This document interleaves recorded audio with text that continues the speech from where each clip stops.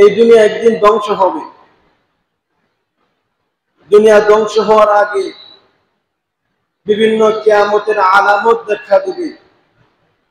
অনেক আলামত প্রকাশ পেয়ে গেছে।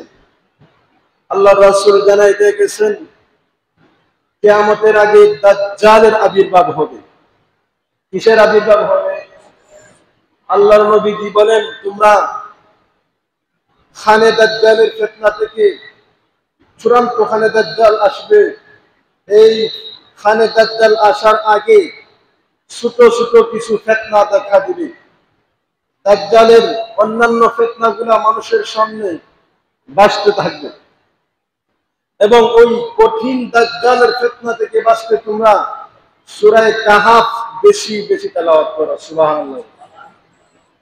কোন সূরা তেলাওয়াত করার কথা বলছেন? সূরা কাহাফ।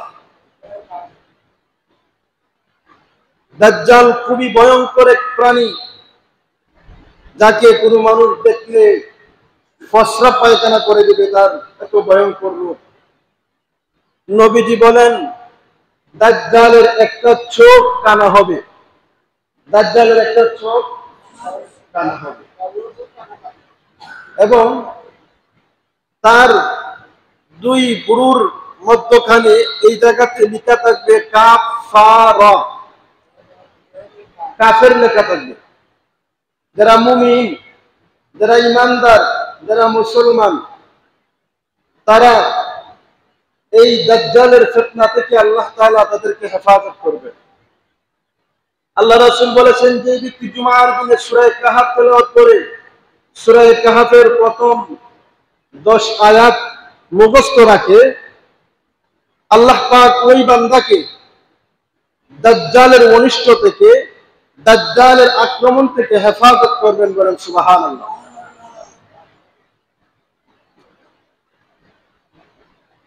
এই দাজ্জালকে আল্লাহ পাক মুমিন এবং কাফেরের মধ্যে পার্থক্যকারী হিসেবে সৃষ্টি করবেন। সম্মানিত প্রিয় হাজিরিন, দাজ্জাল 4টি জিনিস দিয়ে আমাদেরকে ফিতনায় ফেলবে।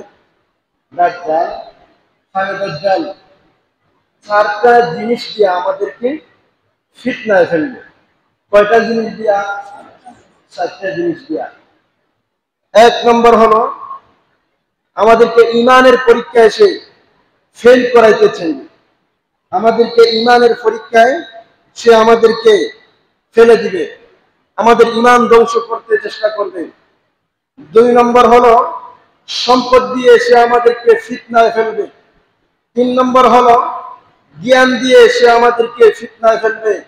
4 নম্বর হলো ক্ষমতা দিয়ে ওই দাজ্জাল মানুষদেরকে ফিতনায় ফেলবে। ইমানের পরীক্ষায় মানুষদেরকে কিভাবে দাজ্জাল ফিতনায় ফেলবে?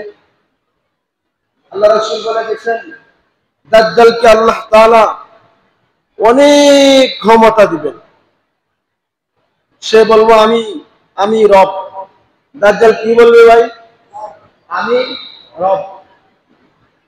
তো অনেকে বিশ্বাস করতে চাইবে না, বলবে তুমি আমার কথা বিশ্বাস করো না, তোমার মৃত বাবারে আমি জিন্দা করে দেখাই, তোমার মা, তোমার দাদা দাদিরে সে তৎক্ষণাৎ জিন্দা করবে। জিন্দা কইরা আপনার মৃত মা বাবা আসলে তারা উঠে আসবে না, শয়তান আপনার মা এবং বাবার রূপ ধারণ করিয়া আপনার সামনে চলে আসবে। দাজ্জাল বলবে তোমার মা এবং বাবা দেখো কি বলে। তখন দেখবেন আপনি তাকায় তাকাই, আরে আমি তো আমার মা, এই তো আমার বাবা, এই তো আমার দাদা, তারা দেখি দাজ্জালের কথা বলতেছে, হ্যাঁ ঈমান আনার কথা বলতেছে। তারপরে আল্লাহ পাক দাজ্জালকে জান্নাত জাহান্নাম দিবেন। অর্থাৎ সে বলবে যদি তোমরা আমাকে মানো, শেষ জামানার বড় বড় ফিতনা আমাদের সামনে আসতেছে, সে বলবে যে তোমরা যদি আমাকে মানো তাহলে তোমাকে আমি জান্নাত দিব, আর যদি আমি দাজ্জালকে মানো না তাহলে তোমাকে আমি জাহান্নামে ফেলাইব। বাস্তবেও মানুষেরা দেখবে যে দাজ্জালের এক হাতে জান্নাত, অপর হাতে জাহান্নাম। যাদের ঈমান দুর্বল, তারা দাজ্জালের ফিতনায় পড়ে যাবে। সে মনে করবে এই তো দাজ্জালের কাছে জান্নাত, আমি জান্নাতি চলে যাই। আল্লাহর রাসূল বলেন ওই ব্যক্তিকে দাজ্জাল এইভাবে ধরিয়ে তাকে জান্নাতে দিবে, কিন্তু বাস্তবে সে জাহান্নামে পতিত হইবে। সে দেখাইবে জান্নাত, তার ঈমান হারা করার পরে যখন তাকে জান্নাতে ফালাইবে, সে বাস্তবে গিয়ে দেখবে সে জাহান্নামে পড়ে আছে। আর যে সমস্ত মানুষেরা ঈমানদার হইবে, হ্যাঁ, তারা বলবে না আমি তোমাকে কোনদিনও মানব না, আল্লাহ ছাড়া আমি রব বলে কাউকে স্বীকার করব। তখন দাজ্জাল তার বানানো জাহান্নামে তার নিক্ষেপ করব। জাহান্নামে নিক্ষেপ করব ঠিক আছে, কিন্তু আল্লাহ পাক ওই বান্দাকে দাজ্জালের ফিতনায় না পড়ার কারণে তাকে ওইখান থেকে আল্লাহ জান্নাত দেয়া দিবেন। সুবহানাল্লাহ। 2 নম্বরে আল্লাহ তাকে সম্পদের ফিতনায় ফেলাইবে। দাজ্জাল বলবে তুমি আমাকে রব হিসাবে স্বীকার করো, আমি তোমাকে 70টা বিল্ডিং বানাই দিল। হ্যাঁ, আমি যদি বলি এই হাওরের মধ্যে বৃষ্টি আসবে, দাজ্জাল যদি বলে বৃষ্টি হইতো না, বৃষ্টি আসবে না, কারণ এটা পরীক্ষার স্থান। এটা কিসের স্থান? এই সম্পদের লোভ দাজ্জাল মানুষদেরকে দেখাইবে। সম্পদের লোভ দাজ্জাল মানুষদেরকে দেখাইবে। 3 নম্বর হলো দাজ্জাল মানুষদেরকে জ্ঞানের ফিতনা মধ্যে ফেলাই দিবে। দাজ্জাল কিয়ামতের আগে এক কথায় দাজ্জালের কাছে অনেক জ্ঞান চলে আসবে। এখন দেখুন না, বিভিন্ন বৈজ্ঞানিকের বিভিন্ন সিস্টেম, তারা এত কিছু করে যে মানুষের কল্পনার বাহিরে। তারা এত কিছু করে মানুষের কল্পনার বাহিরে। মোবাইল বানাইছে, ভিডিও কল হইতেছে, কত প্রযুক্তি বানাইতেছে। এক দেশ থেকে রিমোটে টিপা মারলে আর এক দেশও বম বাস্টিং হয়। আল্লাহ পাক দাজ্জালকে অনেক জ্ঞান দিবেন মানুষদেরকে, সে জ্ঞান দিয়া বিভিন্ন ফিতনার মধ্যে ফেলাইবে। 4 নম্বর, সে ক্ষমতা, তার ক্ষমতা বলে সে মানুষদেরকে ফিতনার মধ্যে ফেলাইবে। এই দাজ্জালের যে 4টি কাজ, দাজ্জাল 4টি জিনিস দিয়ে মানুষদেরকে ফিতনায় ফেলবে। কয়টা জিনিস দিয়া? কয়টা দিয়া ভাই? কয়টা দিয়া? 4টা জিনিস দিয়া দাজ্জাল মুসলমানদের ফিতনায় ফেলাইবে। সম্মানিত প্যারে হাজিরিন, এই 4টা জিনিস আল্লাহ পাক কোরআন শরীফের মধ্যে আরো বিভিন্ন সূরা আছে। কোরআন শরীফের মধ্যে আরো বিভিন্ন সূরা আছে, কিন্তু আল্লাহ সূরা কাহফের কথাই কেন বললেন? যে সূরা কাহফ পড়লে, সূরা কাহফ তেলাওয়াত করলে আল্লাহ তাআলা আমাদেরকে দাজ্জালের ফিতনা হইতে রক্ষা করবেন। আল্লাহ তাআলা কেন আমাদেরকে বলছেন? এই 4টা বিষয়ের সমাধান এই সূরা কাহফের মধ্যে আছে। এই 4টা ফিতনা থেকে আমাদেরকে বাঁচতে হলে এই সূরা কাহফের মধ্যে আল্লাহ তাআলা সত্য 4টা ঘটনা এনে মুমিন মুসলমানদেরকে জানায় দিয়েছেন কিভাবে তোমরা ওই সমস্ত ফিতনার মোকাবেলা করবে। এই 4টা ঘটনা আছে, এবং এই জন্য আল্লাহর রাসূল জানাইছেন যে ব্যক্তি শুক্রবার দিন সূরা কাহফের প্রথম 10 আয়াত মুখস্থ করবে, আল্লাহ তাআলা ওই ব্যক্তিকে, ওই বান্দাকে দাজ্জালের ফিতনা হইতে হেফাজত করবে। সম্মানিত প্যারে হাজিরিন, কোরআন হাদিসের আলোচনা হেলায় পেলায় কাটাইলে চলবে না।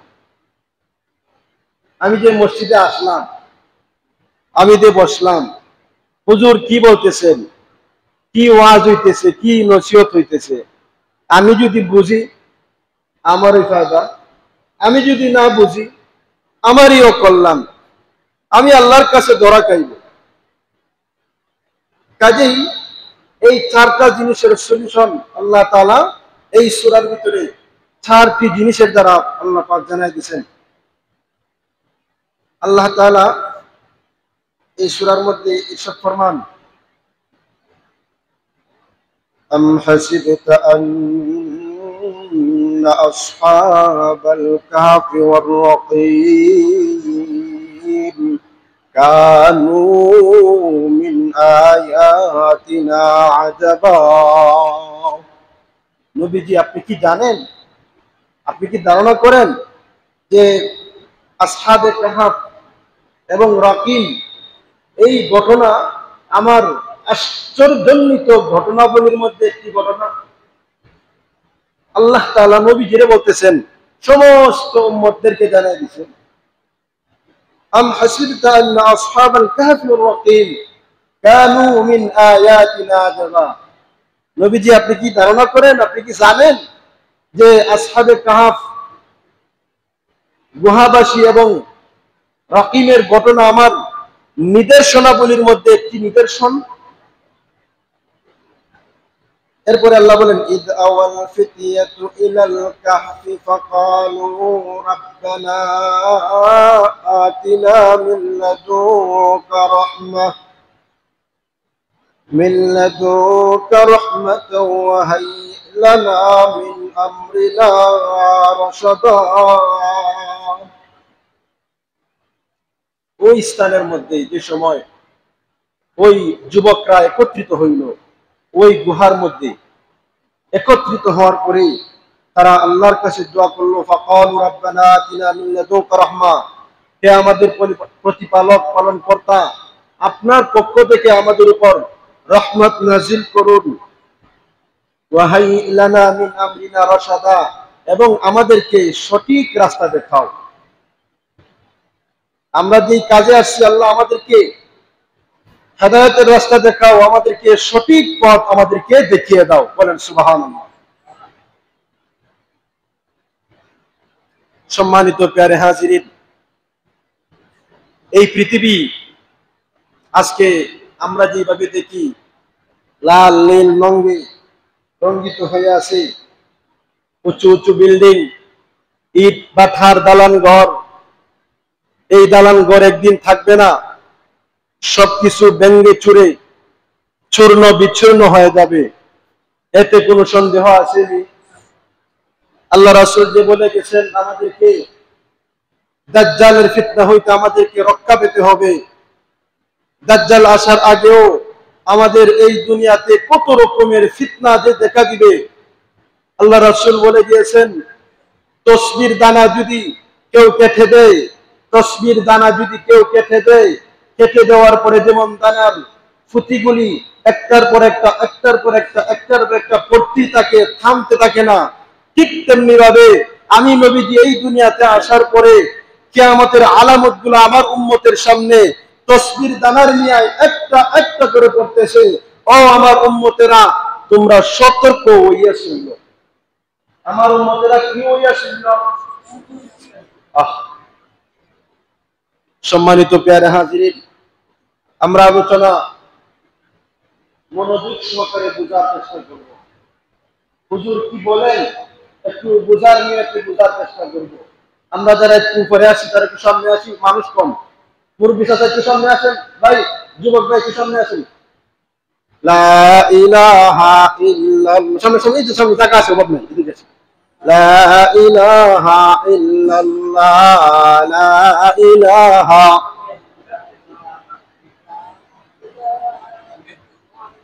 লা ইলাহা ইল্লাল্লাহ মুহাম্মাদুর রাসূলুল্লাহ। সত্য কথা কি জানেন? আল্লাহ পাক কাউকে হেদায়েত দেয়, কাউকে হেদায়েত দেন। হেদায়েতের মালিক কে বলেন তো? আল্লাহ। আমরা যারা কমপক্ষে আগে আসার তৌফিক আল্লাহ আমাদেরকে দিয়েছেন, এই জন্য কথাগুলি মনোযোগ সহকারে শোনার চেষ্টা করবেন। আল্লাহ রাসূল যে বলে গেছেন আমাদেরকে খালে দাজ্জালের ফিতনা থেকে বাঁচার জন্য, আমরা যদি আলোচনা না বুঝি না শুনি, এই দাজ্জালের ফিতনা হইতে আমাদেরকে কেউ রক্ষা করতে পারবে? এই জন্য আলোচনা মনোযোগ সহকারে শোনার চেষ্টা করি। আমরা যদি আমাদের ঈমান আমল রক্ষা না করি, আজকে যে সূরা কাহফের আলোচনা করেছিলাম, দাজ্জাল আমাদেরকে আসবে আমাদের ফিতনায় ফেলানোর জন্য। দাজ্জাল চারটি মিশন নিয়ে আসবে। এক নম্বর মুমিনদেরকে ঈমান ধ্বংস করার চেষ্টা করবে। দুই নম্বর দাজ্জালের ফিতনা হলো 2 নম্বর দাজ্জালের ফিতনা হলো সম্পদ দিয়া মানুষদেরকে ঈমান ধ্বংস করবে। 3 নম্বর দাজ্জালের ফিতনা হলো জ্ঞান দিয়া মানুষের ঈমান ধ্বংস করবে। 4 নম্বর হলো দাজ্জালের ফিতনা ক্ষমতা দিয়া। এখন দাজ্জাল কিভাবে মানুষের ঈমান ধ্বংস করবে সেই বিষয়ে সূরা কাহফের মধ্যে আল্লাহ সুবহানাহু ওয়া তাআলা যে ঘটনাটি উল্লেখ করেছেন একে একে সব ঘটনা বলার চেষ্টা করব। আল্লাহ পাক এই সূরার মধ্যে বলেন, আম হাসিবতা আন্না আসহাবাল কাহফি ওয়ার রাকিম কানু মিন আয়াতিনা আজাবা। ও নবীজি, আপনি কি ধারণা করেন আসহাবে কাহফ গুহাবাসী এবং রাকিমবাসীদের ঘটনাটা তোমার কাছে আশ্চর্য লাগে? সম্মানিত প্যারে হাজিরিন, আল্লাহ পাক আমাদেরকে সৃষ্টি করেছেন একমাত্র তার ইবাদত বندگی করার জন্য।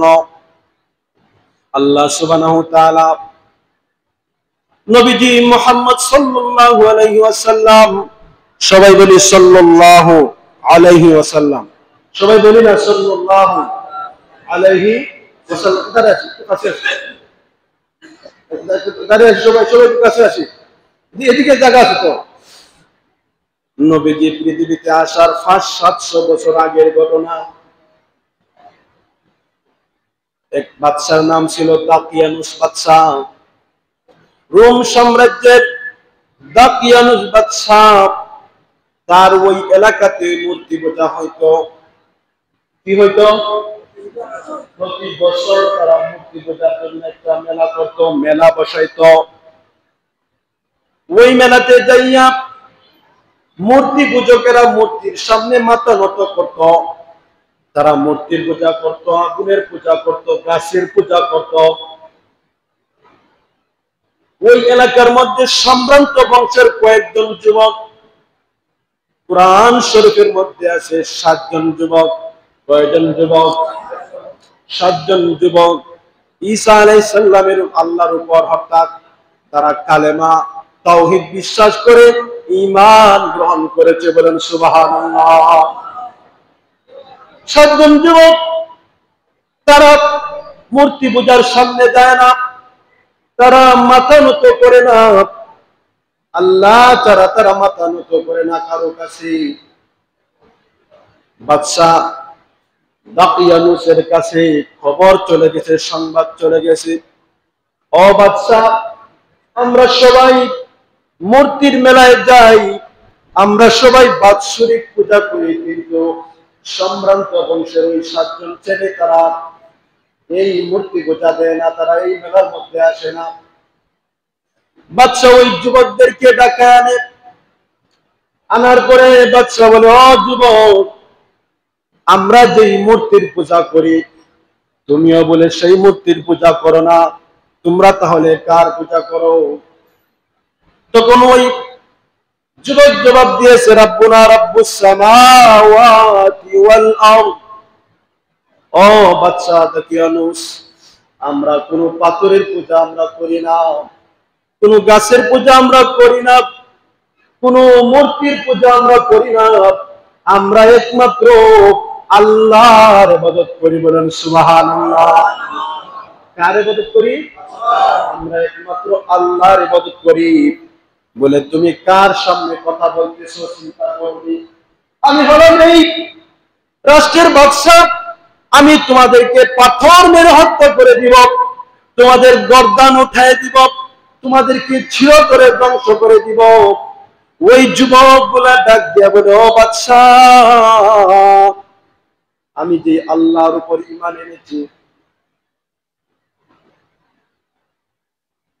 তুমি যদি আমাকে কেটে কেটে টুকরা টুকরা করে ফেলো, তবু আমি যেই কালেমা পড়েছি, যেই রবের উপর ঈমান এনেছি, ওই রব থেকে আমি বিন্দু পরিমাণও 1 ইঞ্চি পরিমাণও ঈমান হারা হব না। আমি 1 ইঞ্চি পরিমাণও ঈমান ছাড়ব না। বাদশা চিন্তা করলো, তারা যুবক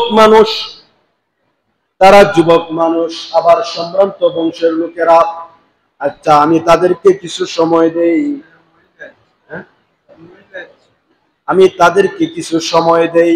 আচ্ছা, আমি তোমাদেরকে 1 সপ্তাহ সময় দিলাম। কয় সপ্তাহ?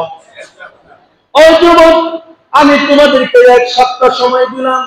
1 সপ্তাহের ভিতরে তোমরা তোমাদের মাথা মূর্তির নিচে আনবে, আর না হয় তোমাদের মাথা আমি উড়ায় দিব। বলেন নাউজুবিল্লাহ। বাদশা ওই যুবকদের মা এবং বাবাকে ডাকিয়া বলতেছে, তোমার সন্তানদেরকে ভালো করে বোঝাও, যদি তারা এই মূর্তির সামনে পূজায় লিপ্ত না হয় তাদেরকে হত্যা করে ফেলবো। এই 7 জন যুবক একসঙ্গে হইল, হইয়া তারা যুক্তি করতেছে, সারা রাষ্ট্র আমাদের বিরোধী, একমাত্র আমরাই 7 জন যুবক আল্লাহ তাআলাকে মানি। কারে মানি? একমাত্র আমরাই 7 জন যুবক আল্লাহ তাআলাকে মানি, আর আমরা ঈমান হারা হতে চাই না। তখন একজন ডাক দিয়া বলল, তাহলে ঠিক আছে, যেই এলাকায় আমি ঈমান রাখতে পারবো না ওই এলাকাতেও আমরা থাকবো না। আমরা ঈমানের জন্য এই দেশ ছেড়ে অন্য কোথায় চলে যাই। বলেন সুবহানাল্লাহ। আমরা ঈমান রক্ষার জন্য এই দেশ থেকে অন্য জায়গায় চলে যাব, তবু আমরা ঈমান ছাড়ব না।